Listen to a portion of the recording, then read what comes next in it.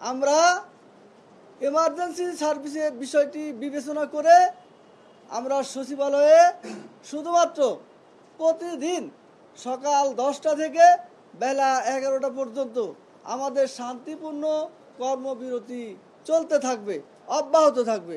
মাঠ পর্যায়ে সকল দপ্তর, পরিদপ্তর, অধিদপ্তর এবং অন্যান্য দপ্তর সমূহে, ডিসি অফিস, বিভাগীয় কমিশনার অফিস সমূহে প্রতিদিন সকাল 10টা থেকে বেলা 11টা পর্যন্ত আমাদের এই দাবি বাস্তবায়ন না হওয়া পর্যন্ত, আমাদের পরবর্তী ঘোষণা না আসা পর্যন্ত কর্মবিরতি অব্যাহত থাকবে। এরপরে 31 তারিখ পরে উনি আসার পরে আমরা এই ফাঁকে আমাদের একটা জিনিস অব্যাহত থাকবে। আমরা 2জন উপদেষ্টা এবং 2জন সচিব বা 3জন উপদেষ্টা, 1জন সচিবের কাছে আমাদের একটা স্মারকলিপি যাবে। আমাদের কর্মবিরতির পাশাপাশি এই স্মারকলিপির এটাও কিন্তু আমাদের একটা কর্মসূচির অংশ। স্মারকলিপিটা দিব। 31 তারিখের পরে আমরা অবশ্যই নতুন কর্মসূচি ঘোষণা করব এবং যদি আমার বাদিউল ভাই, আমার বন্ধু যেভাবে বলেছেন, হয়তো আমরা সেভাবে আপনাদেরকে বোঝাতে পারিনি, বাট একটা জিনিস আপনারা ক্লিয়ার হয়ে যান যে যদি 31 তারিখের পরে যদি কোনো ভালো কোনো ফলাফল আমরা না পাই, আমাদের আন্দোলন অব্যাহত থাকবে। সেটা মাঠ পর্যায়ে থাকবে না আমরা অবস্থান কর্মসূচি করব, সেটা আমরা পরে ক্লিয়ার করব, বাট আমাদের আন্দোলন অব্যাহত থাকবে। আন্দোলন থেকে সরে যাওয়ার কোনো Walton Washing Machine, simplifying life with hassle-free washing. এই অধ্যাদেশ জারি করার ফলে বিভাগীয় মামলার পরিবর্তে শুধুমাত্র একটি লেটার দিয়ে চাকরিচ্যুতি বা দণ্ড প্রদান করা যাবে। কতিপয় স্বার্থবাদী কর্মকর্তাদের নিকট কর্মচারীদের ব্যক্তিগত দাসত্বে পরিণত হবে। ক্ষমতার অপব্যবহার বেশি হবে। বিভিন্ন কারণে অপছন্দের কর্মকর্তা কর্মচারীরা কর্মক্ষেত্রে নাজেহাল হবে। চাকরি হারানোর সুযোগ তৈরি হবে। যাকে দেখতে নাহি বা অপছন্দ কিংবা বিরুদ্ধবাদী উচ্চারিত হলে কর্মকর্তা রোষানলে পতিত হবে। একজন অভিযোগকারী কর্মকর্তা নিজেই তদন্তকারী ও নিজেই বিচারকের ভূমিকায় অবতীর্ণ হবেন। ভয়ভীতির কারণে সরকারি কাজের পরিবেশ বিঘ্নিত হবে।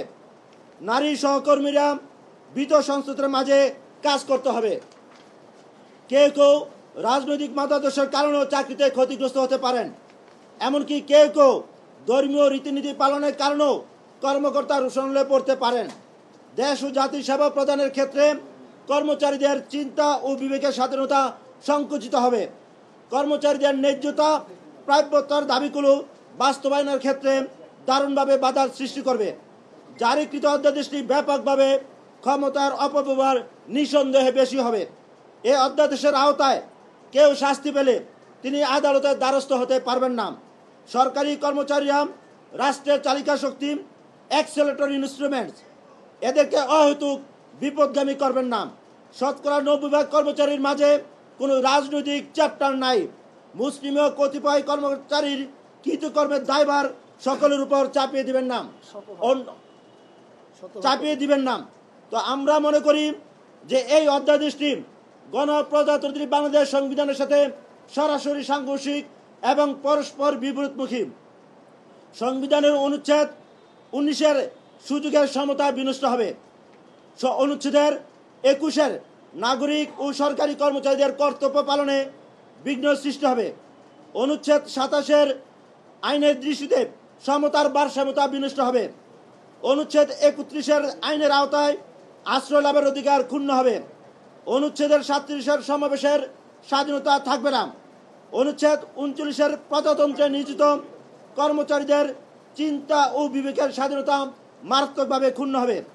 1979 সালের প্রায় 46 বছর আগের এই অধ্যাদেশ যে ধারাগুলো, এগুলো কালা কানুন, অমানবিক, সরকারি কর্মচারীদের স্বার্থের পরিপন্থী বিবাহ অবিলম্বে বাতিল করতে হবে। যদি বাতিল করা না হয় তাহলে বর্তমান অন্তর্বর্তী সরকারের ভাবমূর্তি দারুণভাবে ক্ষুণ্ণ হবে। দেশের সকল সরকারি অফিস ও দপ্তরে অহেতুক আন্দোলন ছড়িয়ে পড়বে। সকল বিভাগীয় কমিশনার কার্যালয়, জেলা প্রশাসকের কার্যালয় মাঝে কর্মচারীদের মাঝে তীব্র অসন্তোষ ও প্রতিক্রিয়া সৃষ্টি হবে। সচিবালয়ের শান্ত পরিবেশকে অহেতুক অশান্ত এবং অস্থিরতা তৈরি করবে। বর্তমান সরকারের বিরুদ্ধে সরকারি কর্মচারীদেরকে মুখোমুখি দাঁড় করবার জন্য এটা কতিপয় কর্মকর্তার একটা